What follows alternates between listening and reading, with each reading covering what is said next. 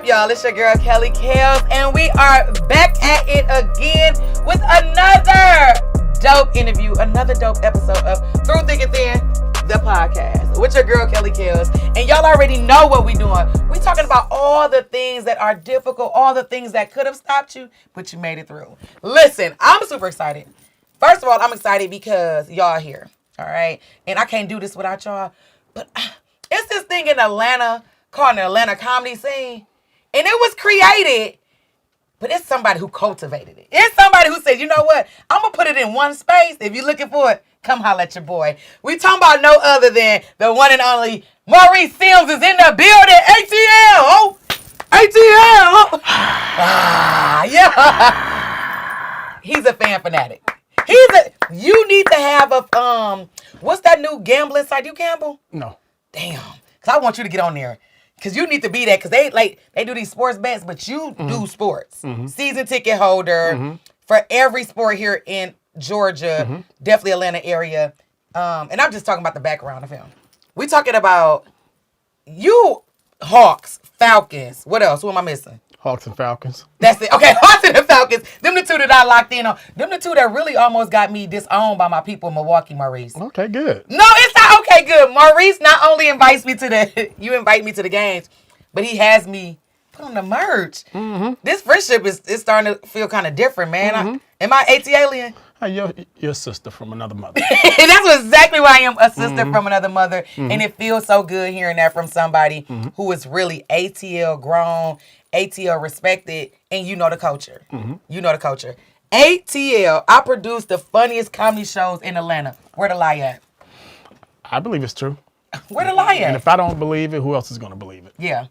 Yeah, you setting the tone for the comedy scene. How long you been into this comedy game? Since 2006. Since 2006. Now, paint the picture of 2006 comedy game in Atlanta for those around the world, because I wasn't here in 2006, but I was doing comedy later on. But when I first started, you would think like New York, Chicago, or whatever would be one of those places they say you got to go. People are like, no, to get funny, to know if you're funny, you got to go to Atlanta. I was like, Atlanta? Right? 2006, what's the comedy scene like? Who there? I really don't know. I'm going to tell you what it was, Kellz. I woke up with a dream. I didn't envision any of this. I'm going to go back a little bit, and I'm going to get back to your question. Come on, go with it. We here. I hated my job for the very first time in my life. All right, that's a thing. I went home for Christmas, and I was in the back of a nightclub, and I prayed to God, and I said, Lord, I feel like I'm chasing my tail. What am I supposed to be doing? Kelly, the next morning, when I woke up, the first thought that was in my brain was become a comedy show promoter. What? Just like that. That can't be nothing but God, because if it's that's clear, like, 'cause that's random, right? And I really do mean, I prayed on the 24th. On the 25th, when I woke up that morning, that idea was in my brain. Did you cry? What was your reaction? Was you scared? Was you nervous? Was you anxious? Was you like, what? No. I just felt like this is what I'm going to do. Yeah. So that's so dope. For 3 years, I pretty much went around the city and went to every comedy show in the city and just watched. Wait a minute, from 2006 to 2009? 2003 to 2006. Oh, pop your stuff then, Maurice. Okay. So for 3 years, I went to every open mic, every comedy club, every comedy show, and I just watched. Are you talking to the people while you there? I'm not talking to anybody. I'm just watching the show. This is good. I'm watching the shows, and I'm learning what to do and what not to do. Okay. I'm looking at who's funny, who's not funny, and I'm collecting cards. Strategic. That's groundwork. People don't want to do nothing for 30 days. 3 weeks. 3 years. 3 months. You said 3 years you went around silently saying, you know what, God, I believe in your plan. You know what I'm saying? I believe what you said is real, and I'm going to invest in myself. Well, did anybody notice you? Did anybody like, who is this dude that's at all the shows? Not at all.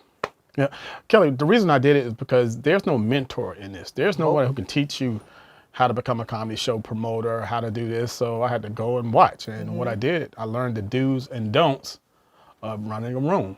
You know, the first don't was don't start late. And Maurice, do not listen to me. He does not start late. He be like, Kelly, the show starts at 9:30. I need you there at 8:45. I'm like, why? I'm trying to get there at 9:15. Maurice like, I need you there at 8:45 sharp. When you already put sharp on there, that means do not be late. Okay, boom. I had to interject because you're known for starting on time, which is a great quality to have for the mature crowd, for the paying crowd who's saying, listen, we want to be in and out. If this show started at 8:30, I want to be over by 10:30 at the latest because we got plans at 11. Absolutely. You know what I mean? Hey, you just want to respect people's time. And initially, our first show was on a Monday. So just think about the average person that has to go to work early the next morning. Like I shared with you, when we worked together at Cass Cafe, we started losing the crowd at 10:15. Yeah. So we want to hit them from the funny from 9:15 to 10:15. So these are all the things you just kind of learn and watch over the years, and you figure, all right, when I get my own event, this is how I'm going to run it. Is it the same formula from club to club? So let me be very clear. I want to give you flowers by saying that there's 7 days out of the week. 5 days you're providing comedy for Atlanta. Yes. Mondays we outside chilling. Do what you're gonna do with your family. Hey, as a matter of fact, pull up to me at Uptown Comedy Corner. Okay. That's where I'll be. That's what I be. Tuesday we at Cats, world famous Cats, and I know I just put a lot of emphasis on Cats, but Cats is something that you started that, and people have mentioned that in documentaries. People mention Cats around the world when we talk about comedy. The greats, like, gotta go to Cats to get sharp to work on it. It's a pizza parlor turned open mic, but people really come and figure out them sets and themselves. Yeah. Both for comedy and live music. And live music. Are you over live music too? No. They do. Well, Kat is a musician. Yeah, I love her. So Kat is a musician, and she wanted it to open up a venue for her peers. Okay.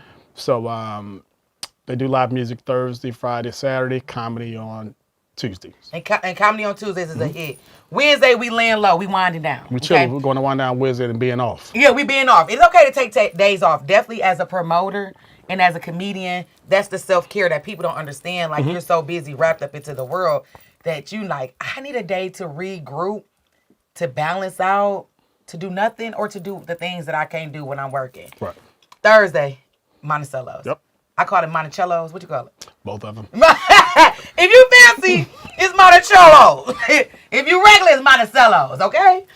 Friday, Sweet Lounge. Now, let me tell you something. That was my first time ever going to Sweet Lounge. Before I moved to Atlanta, my first time ever going to Sweet Lounge was on a Friday, coming to do comedy. Really? Yes. Wow. And I didn't know that Sweet Lounge was that place. I thought, I'm like, damn, they cracking for a Friday night. And I was like, they were like, no, Maurice, I'm like, oh, that's how I found out, like, this is what you do. This when I found out the origin of it, because at first, you know, people were like trying to make me scared to even Really? talk. Maurice, yes, you know, it's gatekeepers, right? You know gatekeeping is real. You do know gatekeeping is real. Absolutely. What's your thoughts on gatekeeping? No comment, and I don't give a shit. Yeah, I think gatekeeping is necessary though. I think it's very necessary. Okay, hold on. I get sidetracked because gatekeeping is necessary, especially in our game. And you have a roster Sunday through Monday. You definitely have to have some gatekeeping because everybody can't. They can't. Saturday we have Monticello's again. Way to corner the market. Monticello's. You know which one we're talking about. Well, we actually do Monticello 3 days a week: Thursday, Friday, and Saturday. Hold on, wait a minute. Thursday, Friday, and Saturday. You mean to tell me? And Sweet on Friday too. Who are you? ATL Mo. ATM! I started with my ATL Mo shirt, but hey, I'm trying to get a sponsorship deal with Puma. Come on, Puma. Puma, pull up. Hey, we always looking for a good deal. And I wore this Scarface shirt. So what I'm trying to do is like know my guests and have something that's a little bit more relevant to them. Scarface, money, power, respect. I give it that. Like you, money, power, respect. You saw all three aspects and you went after them and you got it. You got the money, you got the power, and the respect had to come. They had to respect what was going on. Back to the gatekeeping situation. Gatekeeping is important. When I first met you, I remember when I first met you. You like, you funny? I was like, yeah. Really? I asked you that? Yeah. You was like, I mean, who told me? I think Mario Torre introduced me to you. Okay. Mario or either Fredo. One of them. Because, I mean, those are only two people that was my connect here in Atlanta. Wow. Yes. And we were at some pizza place. Everybody had went and grabbed pizza. Oh, after the show. Yes. Okay, I remember it And I was like, I really want to, get on the comedy scene. You was like, come around. You was like, you just got to come and pull up and show up. I was like, all right. Did that. And he was like, hey, give me that number. I'm like, got the number. Because in my mind, then when I first started, I'm like, hey, you got to go through Maurice. A lot of comedians, they really have that energy about you. How does that make you feel? That they got to go through you. Like, you got to get these rooms if you want to get these big shows. I don't think that. I think that we provide a stage and a platform for you to work out and get better, and then your talent will do the rest for you, and you get those shows on the weekend at the bigger establishment. So to me, local rooms are strictly that, workout rooms. It's a way for people to get out, meaning the audience to get out if they work on the weekends, and their weekends are really the weeknights. Yep. We provide that stage and an outlet. So I don't feel like anybody has to go through me. I don't think I'm the guru of this. I simply love what I do. I'm passionate about it. And I put on the stage people who are funny. That's it. Just be funny. You want to be cool with me? Be funny. And take this art for serious. Yeah. You know what I'm saying? Yeah. Well, I think that's a respect of just person that people are giving you that. I don't even think that most people are looking at it in a negative way. I think they just really seeing like, hey, if it's like a chain of command, or it's like almost like a process you have to go through. Hey, we already know that these rooms are here.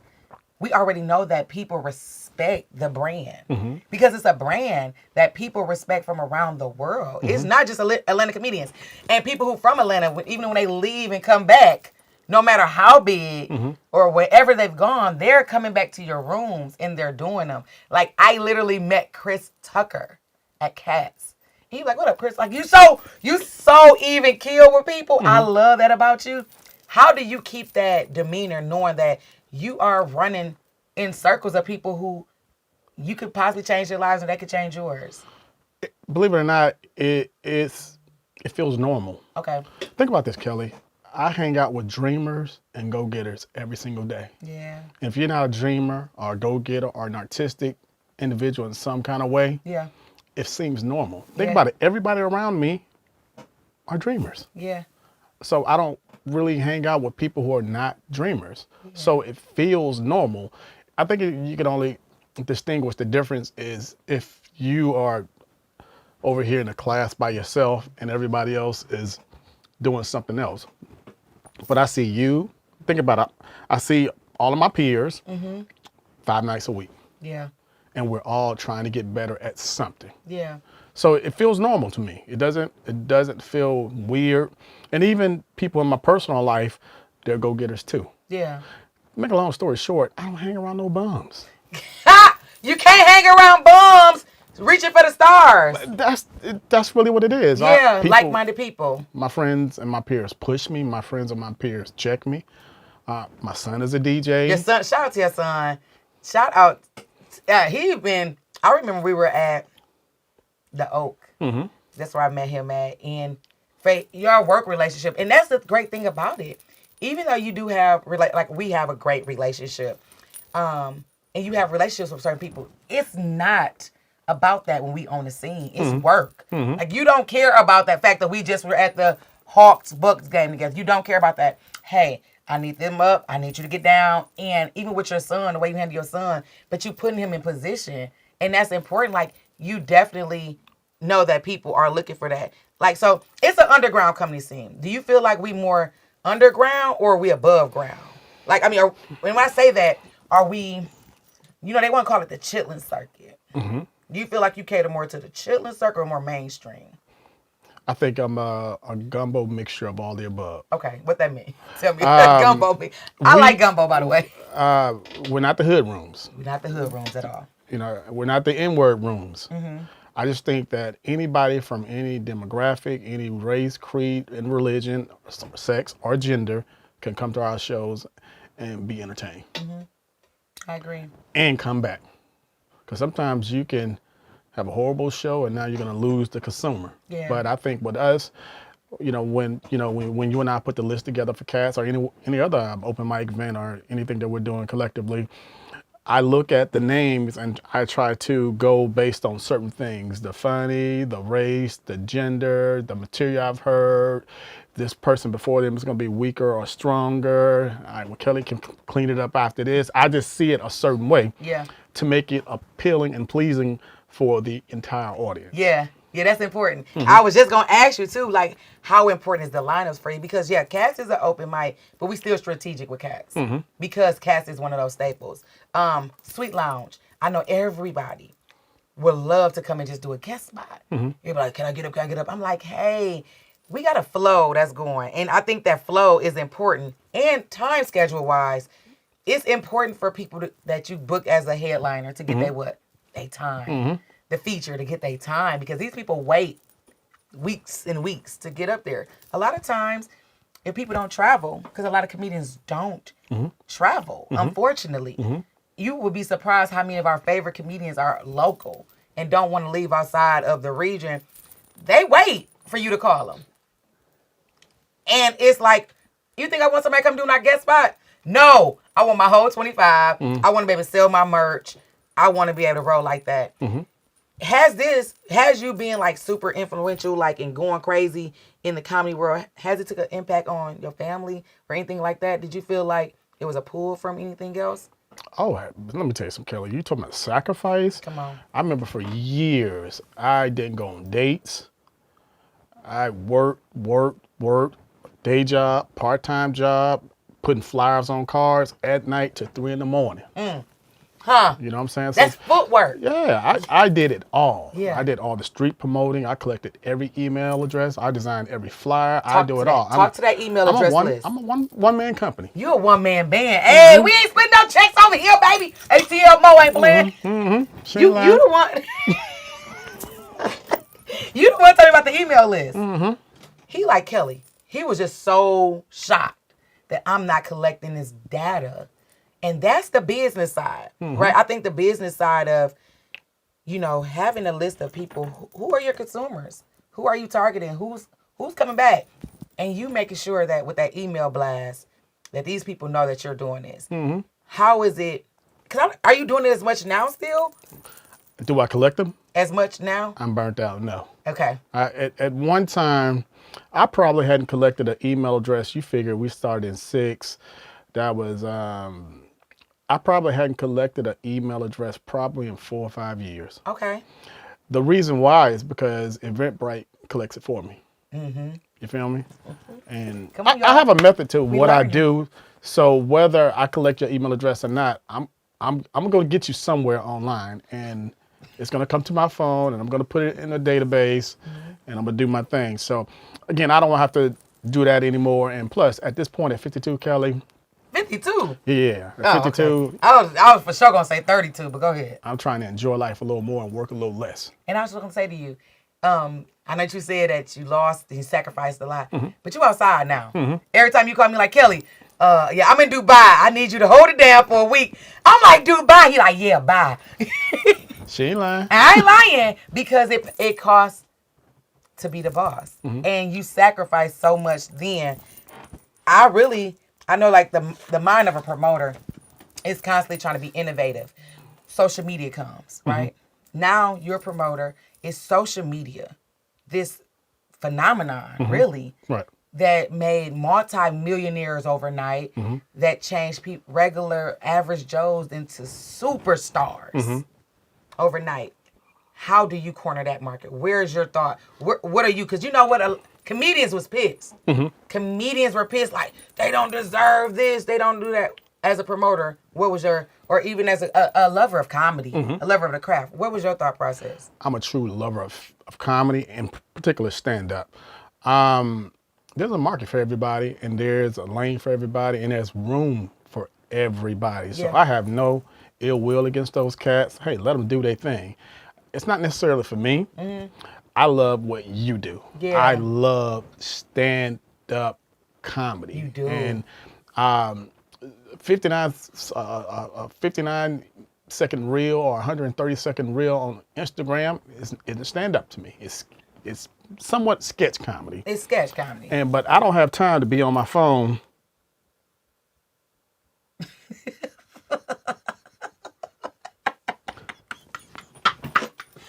fact that I sat there and watched you look at your...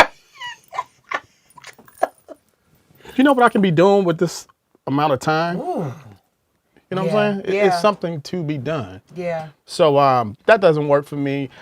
There's zero hate. I don't want to be labeled as a old head and unk and all that foolishness. Nobody wants to be unk anymore. Man, please. I got called unk 3 times in the last week. It threw me off. You like, hold on, wait a minute. I was like, is it the gray beard? What is the checklist requirements of unk? I have no clue. I pulled up his suite. He said, hey, unk, buy my hair, unk.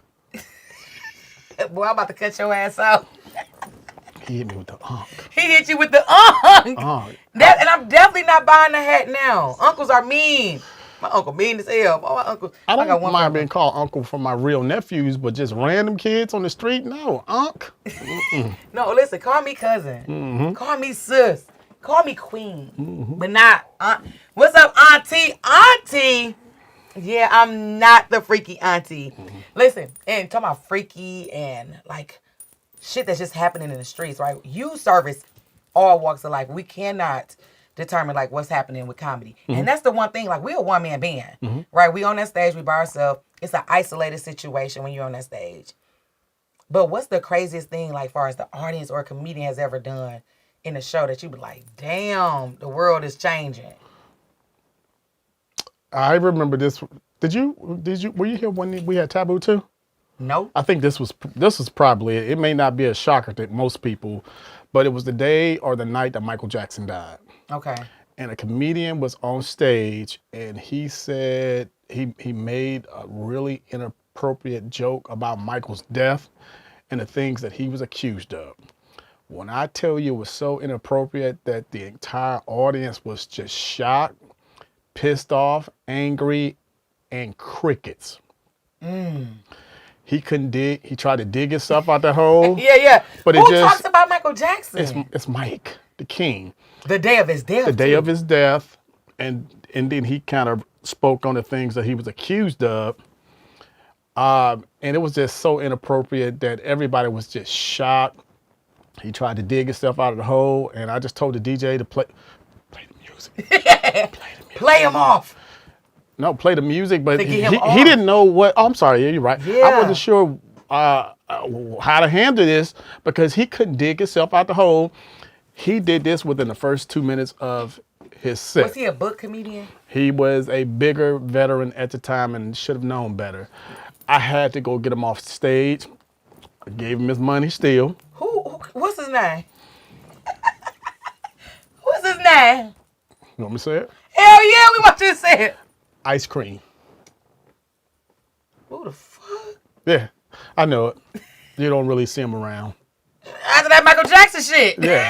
Ice Cream, you should have done it. That was probably 2009, but the joke was it killed the night. It killed the energy in the room. Yeah. It was just so inappropriate. And since that day, I've never worked with him ever again. Oh, wow. Mm-hmm. Listen, I got a funny story. I had a comedian. I can't even think of his name. We were doing a college. Mm-hmm. And the promoter was like, hey, it's this new kid. I'm going to give him a shot. I don't care. I'm booked on the show, too. I don't know him. But the promoter like, it's a clean show. It's a clean, Mr. Clean, squeaky clean show. Clean on the sharp, clean. Mm. I'm like, all right, cool. He go out there like, how many people I had sex on their period? I was like, this can't go good. He's like, you gotta lay a towel down. And if it's squish everywhere, it don't matter because y'all in college and y'all don't care. I was like, I was in the back. And then it just was so cringy. I'm like, oh, he's done. The promoter literally, I mean, I'm for real. He was a light-skinned guy. I seen his face just turn flush red. And I was thinking to myself, I wonder, is it one check? Is he getting one big check to pay everybody? Because I would hate for my money to be messed up because of that. So I understand, like, some comedians just don't know how to read the room. Mm-hmm. Yeah, and that's one thing I take pride in, reading the room. Speaking of reading the room, Drake is being accused of, right now, only hanging with Sexyy Red in order to make her get into different rooms and for people to find out about her. Right. Do you think that's a real thing? That's what Joe Budden is accusing that Drake right now is only hanging with Sexyy Red. Bend that ass up. Make that Gucci red. Her. In order to like help her build fame. Like he don't really want to hang with her. No, I don't think that at all. You don't think that at all? No, I don't. You know, look, he's an MC, he's an artist, and he clearly sees some value in her that he did a song with He her. sure did. You know, he's not gonna do anything to jeopardize his brand. And she has an audience that may not even listen to him. Okay. So to me, it's a form of cross-promoting. And he just may actually like a song. And speaking of Sexyy Red, I was in Punta Cana, Dominican Republic. I didn't realize how big she was. I'm 52. I do not listen Exactly. to Sexyy Red. Have I heard the song? Absolutely. Have I heard the numerous jokes about booty hole, pink, whatever it is? Coochie pink and the booty hole brown. Okay. So and I don't go to clubs to hear this. Yeah. You know what I'm saying? I get on a boat and Punta Cana to ride around, and we ended up. It was spring break too. Oh God. And we ended up in this spring break area on the ocean with all these other boats, And it was going crazy. They was playing Sexyy Red, and all the white girls knew the lyrics to the song, and they was twerking in the water, and I was just so shocked. And I'm sitting there thinking like, wow, she's bigger than I actually thought, and it's probably because Drake threw her an assist. On top of, she had all her hood rat. Her natural hood rat demographic on top of his people.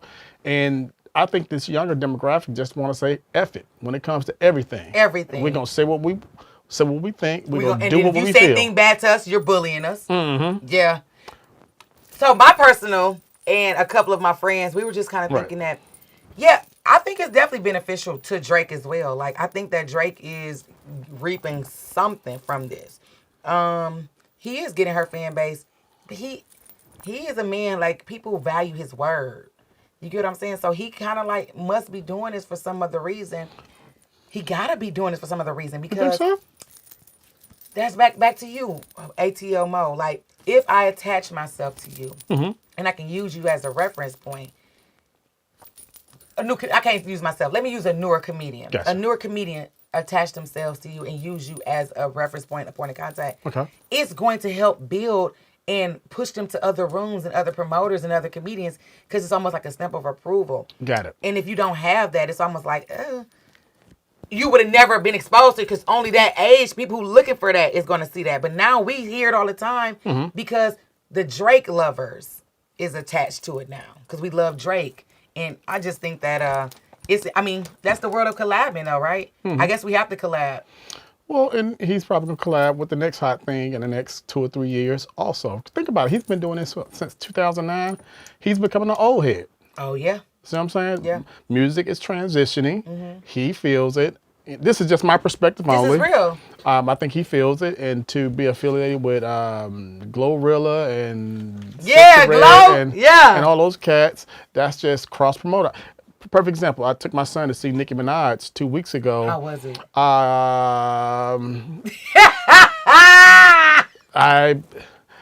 No comment. Okay. But I was really shocked that during intermission, Monica performed. But Monica is trying to stay relevant, in my opinion only, because those are two totally different audiences and two totally different age brackets. I was just shocked. She wasn't on the bill. It was strictly a Nicki show. She didn't have opening acts or anything. Yeah. You know, Little Scrappy came out and did a couple of songs. And then Monica came out and probably did a 15, 20-minute set of her classic material. Yeah.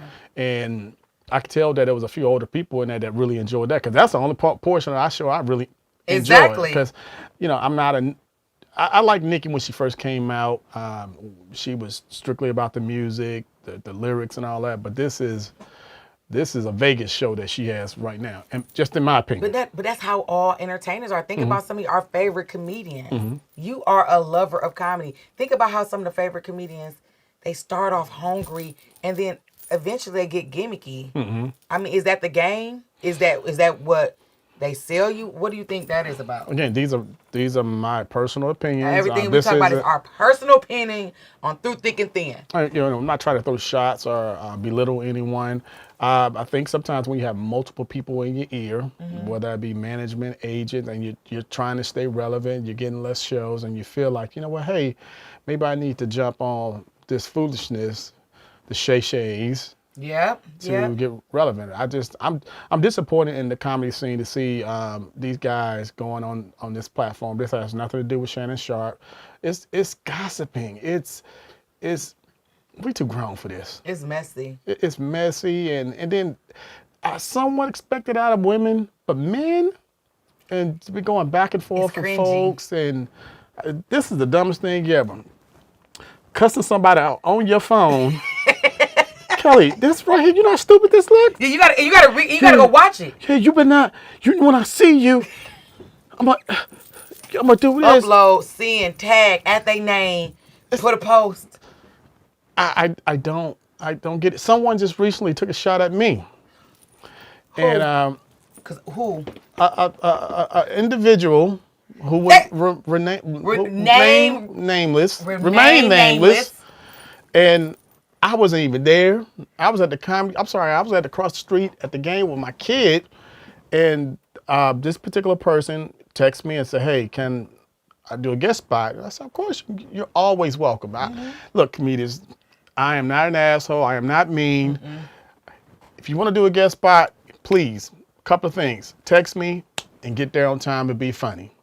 Unfortunately, like Kelly mentioned earlier, we have to start at a certain time and end at a certain time, especially at Sweet. So I'm assuming this is what happened. This particular person got there when the feature was on. Yeah. This particular person went to the host. The host told the person, no, the feature is on. The headliner is after that. I'm assuming the host told her, hey, look, ask the headliner. I told you no, ask the headliner. She asked the headliner. The headliner said no. Because they want their time. They want their time. This particular person became angry and upset and caused confusion and unnecessary chaos at the show to the point where Sweet had to remove this particular individual. This individual decided that she wanted to post me and tag me and make negative comments about me, and I don't even allow instant notifications on my phone, so I don't know any of this stuff is going on until people start calling me. Yeah. I looked at it, I was disappointed, but I figured, you know what, maybe this person is just unhappy. Mental illness. You said it, I didn't. I did. I just think sometimes people are just unhappy with their lives, and again, I don't know what's wrong with this individual, but I thought we had a great relationship. And this person chose to somewhat slander me to a certain extent and unfollow, delete, and that's how I handle it. There's nothing to talk about. You know what's so crazy? I'm so proud of us because I was part of that as well. And I had zero to do it. I was in another country, right? And the way you handle things like that and the way you handle that is going to keep our name above flow. And I can't mention their name because I feel like that's giving them relevancy. I feel like that's what people want. And I think in the comedy game, since the thing happened with Shay Shay, right? Because that was big. That one of the most viewed interviews ever. And it's still relevant. Cat Williams' interview is still relevant. Any platform that Cat Williams go on, people are watching it. But Cat Williams was decompressing from years and years worth of stuff. And then it started a chain effect. Now everybody want to call out everybody and this and that. There's like, this is not what we're doing. Nah. Do you feel like it happens in the white community like it happens in the African American community? Absolutely not. Not at all. Absolutely not. Yeah. And I don't see why we have to attack one another, belittle one another, clown one another. Yeah. And I really think this, Kelly. Okay. This comes from people who don't have mamas and daddies, active and involved, nurturing mothers and fathers and mentors. If you know, it's people who have their life together, they ain't on the internet doing this foolishness. Yeah. You know what I'm saying? Yeah. You don't see my son doing nothing stupid on the internet. You don't see me doing anything on the internet because that's just not in my nature. That's not my personality. And I want the rest of my days on this planet to be toxic free. Yeah. Happy, loving, forgiving, and sharing my experiences with the world, which is why I'm here. And I'm grateful that you've allowed me to come here, you and your podcast through thick and thin. Through thick and thin, the podcast.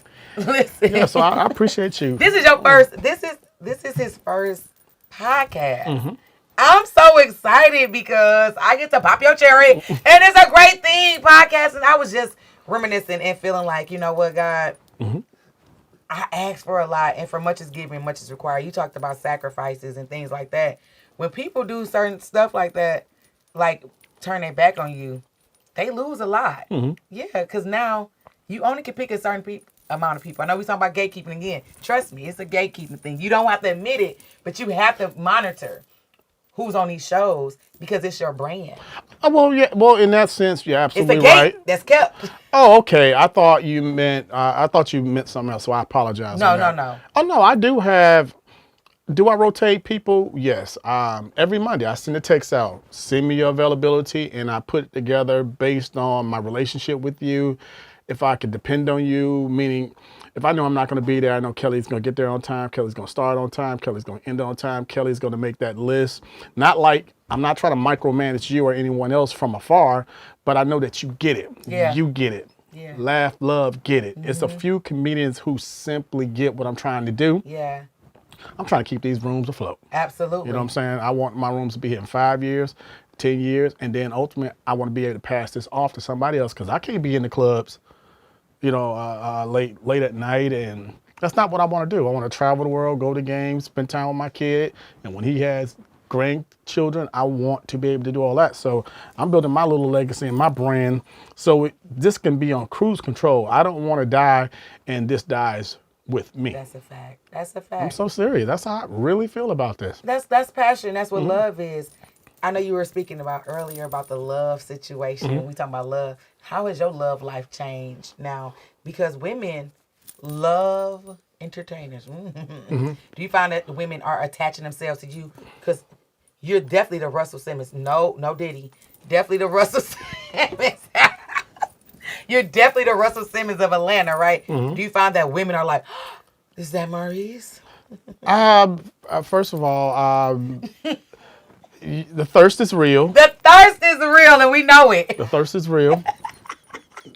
The thirst is real. You know, I'm thinking on how to answer this question. Yeah. I got to get this one right. We got to get this one right. Look, the thirst. Well, to go back to answer what you were originally saying, I dated in the past, but my dreams and my career pretty much came first. So I've had women leave me like, dude, you work too much, you do too much. I can't take this. But hey, we spent a season together, and so now, but years later, those same women that left, hey Maurice, you know we should hang out. Something that happens a lot. I've had at least 5 women from my past come back and try to get at me. Before the God experience, before the aha moment. No. Well, that happened then, but you know, you there's that building stage. Yeah. You know this. You know how your first 10 years and were. they kind of like, whatever. I don't necessarily think it was that. I just simply didn't have the time. You know, women want time And energy and love. You know, yeah, I had And money and kisses. when I tell you I had 3 jobs and comedy room, I wasn't lying. Yeah. You might not even know this. I hired Karlous one time. Karlous worked out for 2 days and quit. No, he did. Yeah. I used to work for U-Haul. Okay. And I've hired a couple of comedians. Really? So you were the manager? I was the manager. Okay. And but I would always tell people, hey man, it's okay to have a job and a dream. It is. You know what I'm saying? And I gave Karlous a job. He worked there for 2 days. And he quit. And we talking about Karlous Miller. Yeah. Karlous Miller had a job for 2 days at U-Haul and said, I'm out of here. Yeah, U-Haul and Buckhead on Peachtree Street. And this isn't anything negative or No, anything. this But I'm ain't just a saying good story. that I'm big on giving advice and helping people if you ask. Yeah. Even my very first show at Cat's Cafe, we didn't have the money to pay my headliner. So I called Sean and I said, Sean Larkins, by the way. I said, Sean, look, We got this new comedy show at Cat's Cafe. I don't have a headliner. Will you come be my headliner?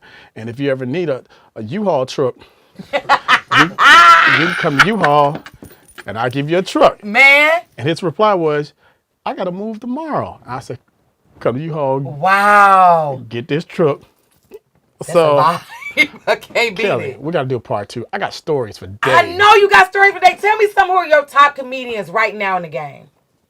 Who are my favorites or what? Yeah, who are your favorites? Because people are afraid to say that. Me and Sonny was talking about there's no top 40 no more. There's people not doing these lists no more. Like, who are your top comedians? Some of my top, let me just give you 5 and in no particular order. Okay. Kelly Kellz. Good answer. Jess Niche. Yes. Henry Coleman. Yes. Roy Wood. Yeah. And clearly Chappelle, but let's take Chappelle because Chappelle is already established. Yeah. Corey Zooman Miller. Love him. Laugh Love. Tyler Chronicles. I got to get this right because if I don't mention these If you don't mention their name, listen. If he don't mention your name, this is his first podcast, y'all. Give him a break. That's a good list. That's a good list. But it's so many of us. And it's so many of us. And people have different parts that they tug at your heart for. Some people may just be very business oriented, which makes you a good comedian to have around. Some people are good storytellers. What's your favorite style of comedy?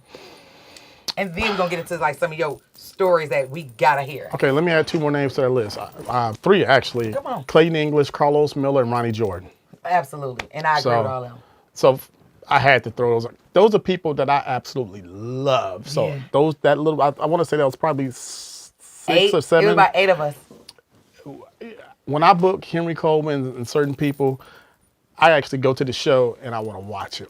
I just saw you, like the last time you booked Henry and Monticello's, you were dying laughing. And he was like, whoa, these jokes can go over better. I'm like, they going over good with Maurice. You were enjoying them. I'm a fan. And that's important, being a fan. Because I think a lot of promoters are just based on money. Nah. Nope. And feeling who can feel these asses in the seats. You like, no, who's going to give us a great show? I'm going to do my part as a promoter. I want to hear some of these stories. Give me a good story that we could like, man, I would never imagine. Well, hold on. Let me clean up the Karlous story real quick. So, Karlous came to U-Haul. I hired him. He worked there for 2 days. And I could tell, well, you know how you look back on something, you could tell that he was fighting with like, I don't want to do this. Yeah. You know what I'm saying? And I don't think he knew how to quit. So he came to me, he said, hey, Maurice, I just got this call to do an interview at Hot 97.5, which is 107.9 now. Okay. I need to go do this interview. And I said, dude, take off, go do you. And he never came back. But I knew that's what it was. You know, sometimes I think some artists, having a job and chasing a dream just ain't their thing. Yeah. You know what I'm saying? So that's where the term starving artists come from. Because they'll rather starve chasing their dream. And when they say starve, literally have the minimum. But the dream is real. And you see so many success stories like, had to pack up all my things in my 98 Buick LeSabre. You like, damn. It was just me, my daughter, and my dog. And I made it in L.A. You like, I'm about to go get a dog and I'm about to have a daughter. I ain't finna be out here homeless with a dog. Hell nah. Listen, And I hungry? taught up until the point I couldn't. I was just taking too many days off of work. Right. I was like, okay, I'm doing the students a disservice. Right. Gotta tell you. Gotta tell you. But you have to put in that work and make that sacrifice. Yeah. You know, because being hungry and homeless and getting behind on your bills and having I don't effed up wanna do credit it. and I all don't that wanna do foolishness, it. that ain't the life I'm trying to live. I don't either. And I had to realize like I had a really good transition from each like shift in my life. From Milwaukee to New York, from New York to Atlanta. I'm like, every time I looked up, I've been evolving. I'm truly grateful for that. Give me one of your stories. Give me a good story. Well, I can't say this is a good story, but it's an interesting story. There's a comedian, and I wonder what he's doing now. Because sometimes people leave. They can, life be life, and they leave the stage, and you don't see them, and then sometimes they pop back up. Well, I recently had this happen to this gentleman. I was listening to some of his material, and he was talking about being on mushrooms and hungry. He came here to tell jokes so he can have something to eat and get these chicken wings. And, you hear all these things that he's saying on stage. So I went to him afterwards. I said, hey, man, are you homeless for real? He said, yeah, I'm homeless. And he would come and sleep in the car. He had a car, but he was homeless. Mm-hmm. And I asked him, I said, hey, why are you homeless? He said, well, he's a convicted felon, and he didn't have a driver's license either, but he got a car and he's driving. And he couldn't get a valid driver's license, which you need to get a job. Yeah. And then some people just won't hire you because of his felony. Mm-hmm. And I was like, well, do you have a valid Social Security number? Right. I can get around that. Yeah. You know what I'm saying? Bring me your license, bring him a Social Security card. And he's another one. I gave him a job at U-Haul. He would literally work. His car was parked in the back of the U-Haul in Buckhead on Peachtree. Mm. He would work, go to sleep, get up, come back to work. And I'm talking about walk to work because he literally would go to work, and I gave him a whole lot of hours. For about 6 months, he stacked his cheese, and he went and got an apartment. Look at God. That's a success story. Mm-hmm. That's the story that people don't understand. That's the love. Like when we think about comedy, like that's the love that we want to give. Comedy should be something that resembles love. Like it's funny and things like that. But when you see there's a real need, you're like, oh no, love can conquer all. Mm-hmm. That's crazy. Not only did he got an apartment, didn't have any furniture, and I was in transition too. And I think I was going from my apartment to my house. Yeah. I wasn't taking this furniture with me. We already had the U-Haul. Yeah. I said, sir, come over here and get everything in my crib. I gave him the bed, couch, furniture. And y'all, listen, I'm Maurice's real friend. House immaculate. I already know it was some good stuff you gave. I already know. Yeah, but what am I going to do with it? So not only was I able to help him transition from getting off shrooms to getting refocused to getting a job. There's a happy end to this story too. To get an apartment, to having furniture, because he got off drugs, he got a woman who really inspired him. He got his license fixed, and one day he told me, Maurice, I need to go take this I think a CDL exam so he can drive the cement truck. And I say, dude, just like Karlous, go do your thing. Yeah. He ended up getting married. And never came back to you. Damn. But you see how he went from here to here. And that comedian is Moke Williams. No, I'm just playing. I'm just playing.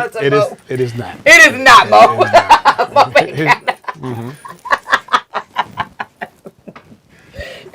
Good job, Mo.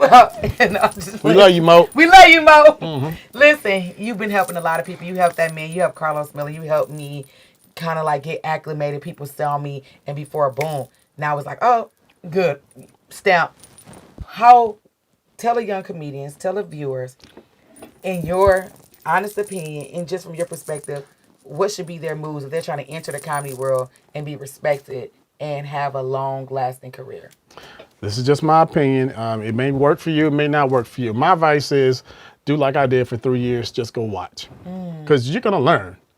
You're going to watch your peers. Yep. You're going to see the guys who really inspire you. You're going to see the guys and ladies. When I say guys, I mean both genders. Absolutely. You're going to see the people that's going to really inspire you, motivate you, and help you to get better and take this game seriously. I always tell people, hey, not only before you come here, run these jokes past your family. For real. Run these jokes past your family, and then come here with a type 3 to 5. Yeah. And then once you get off stage, go to your peers who are right outside Cass Cafe, joning and joking on each other, and pitch those jokes to them. Your peers will help you get better. Surely and for the most part, you're both trying to get to the next level. And then sometimes, Rodney may be out there, he'll drop those jewels on you for free and all that stuff. And I just tell him, go outside and just learn from your peers and stay on stage every night and hit every room. I love it. That's it. I love consistency wins the race. So as much as you give, it would be given back to you. How can these people follow you? How do we follow ATL Mo? Like, where are we going? What are we doing? And what you got coming up next? All right, so the ATL Mo, I'm not sure if you know this, Kelly. I'm making the transition from comedy to parties. You told me that. Yeah. You definitely told me that. So yeah. ATL Mo is my comedy brand. I'm sorry, my promotional brand. And eventually I'll do both. I'm not stopping comedy. Yeah. But I just feel like partying in Atlanta sucks now. Okay. You know, the sections and the bottle popping. Oh, so much. And this on the phone, all this foolishness. I can't stand that. So I want to provide either a weekly event where people can still hear great music, mingle, network, flirt, and really dance. And you don't have to pay $640 to be comfortable. Nah, I'm not trying to sell you sections. No, I'm not trying first to charge come, you. first serve. No, I just can't. I want to go. I want to provide something that I would go to. I love it. And when you travel around the world, you see what the world is doing and what we're not doing. Yeah. And how people in third world countries are just happy. They're happy. They don't have anything, and everything is reasonably priced. Yeah. And these places are just packed. And thriving. Packed and thriving. And it's just an experience that I want to, 80s and early 90s experience I want to bring back. I can't wait. Minus the $40 valet parking, minus the $50 to get in. Hey, I went to go see my son one night. They wanted $40 to park. Check. They asked me $40 to get in. 80. That's 80. And I told them, no, I'll park my car near the bank. I walked my black ass to there. Yeah. And then I called my son and said, come get me. Put me on the guest list. Yeah. Save that 80. Yeah. Balling on the budget. Balling on the budget. But that's not even a budget. That's just real. If I'm already coming to spend all this money in your establishment. So now in the comedy club, for those who've never been to an actual comedy club and things like that, it's normally a 2-drink minimum. But that's fair. A 2-item minimum. Let me be very clear. It could be a water and some wings. You don't even have to drink liquor. But that was what you should have been getting anyways. So about $40 per person, typically. But if I got to pay $50 to get in, $50 to sit, $40 to get the menu, and then a gratuity already added. Oh, it don't matter how they treat you. They're getting their tip no matter what. It's just important to create that. And I'm glad that you're creating that. And people need to come to it. So what's your Instagram, your social media, all that? ATL House of Comedy at Gmail. I'm sorry. On the Instagram, ATL House of Comedy, ATL Comedy Shows, Laugh Atlanta, Atlanta Comedy Jam, and NYE in Atlanta. How many pages is that? 5. If you ain't got 5 pages, bitch, you ain't trying. Hashtag ATL Mo too. Listen, I just sat down with the comedy scene, right? If you want to come and be seen, make sure that you get to Atlanta. Hit all the clubs as possible. Absolutely. Right? Hit every mic. But there is a culture in Atlanta that you just have to join just to get a whiff of it and see if that is what you want to embark on. I'm not saying it's the be-all, tell-all, but it's definitely a culture of interesting, amazing artists. I happen to be a part of that culture. I'm so glad that I get to hear the backstory because a lot of people think that you're just here and not knowing that it was through the 3 years of the process. It was through being able to just be a chameleon to the craft versus going out and just trying to dominate and take advantage of it. So we appreciate you for that. Y'all got to stay locked in because I'm bringing you everything that you need entertainment-wise, all right? Who would have known that you can sit down with a person who has to invest so much to gain so much? But now you do. Now the next people I'm bringing up here, you don't want to miss them either because they're going to be so good. Everything that we do is so good here. All right, y'all stay locked in. Y'all know what to do. Like, comment, share, subscribe, tell a friend. Listen on your road trips. Listen on your girl trips. It's Through Thick and Thin, the podcast, and we out. Bye.